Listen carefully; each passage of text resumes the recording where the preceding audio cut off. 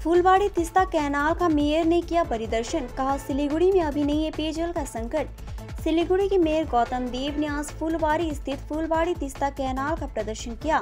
इस दौरान पत्रकारों से बात करते हुए उन्होंने कहा कि तीस्ता नदी की सफाई नहीं हो रही है, बल्कि इसके बांध का निर्माण किया जा रहा है। बांध के निर्माण के कारण ही नदी को धारा परिवर्तित की जा रही है और इसकी पूरी तरीके से सुखाया जा रहा है। इसीलिए हम लोगों को भी अभी तीस्ता नदी का जाल नहीं मिलेगा। उन्होंने कहा कि अगर अल्टरनेटिव वेल की व्यवस्था रहती तो जल मिल सकता है, लेकिन अभी यह व्यवस्था नहीं है। इस दिशा में काम काफी तेजी से चल रहा है। सिलीगुड़ी में पेयजल संकट के संबंध में उन्होंने कहा, अभी पेयजल के लेकर कोई समस्या नहीं है। नगर निगम पूरी तरीके से तैयार है। टैंक और पाउच के माध्यम से शहर के लोगों तक जल पहुंच रहा है। इसके लिए पर्याप्त मात्रा में पहले से स्टॉक किया जा चुका है। उन्होंने बताया कि अल्टरनेटिव वेल को पूरी तरह से तैयार कर 7 जून तक सौंपने के लिए कहा गया है।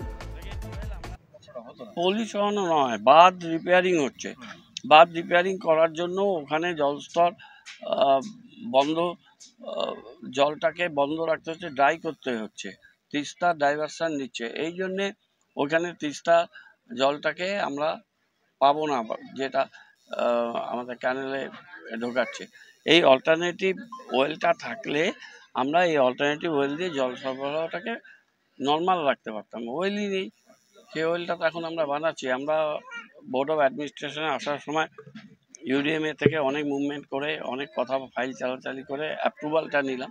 অ্যাপ্রুভাল নিয়ে পুনে থেকে মেকানিক্যাল কাজটা, এখানে এত বড় পাইপ দেখতে পাচ্ছেন, এই পাইপটা ওরা লেইং করেছে, এখানে সিভিল কাজটা শুরু করেছে। এই কাজটা 7 তারিখ জুনের মধ্যে শেষ। এখন জল পরিস্থিতি ঠিক আছে। আমরা ট্যাঙ্কে করে জল পাঠাচ্ছি। এখন আমাদের যে জলগুলো স্টোরেজে আছে, ওই জল দিয়ে আরও 3-4 দিন খুব একটা অসুবিধা হবে না। 3-4 দিন পর থেকে জলের ক্রাইসিসটা একটু বাড়বে।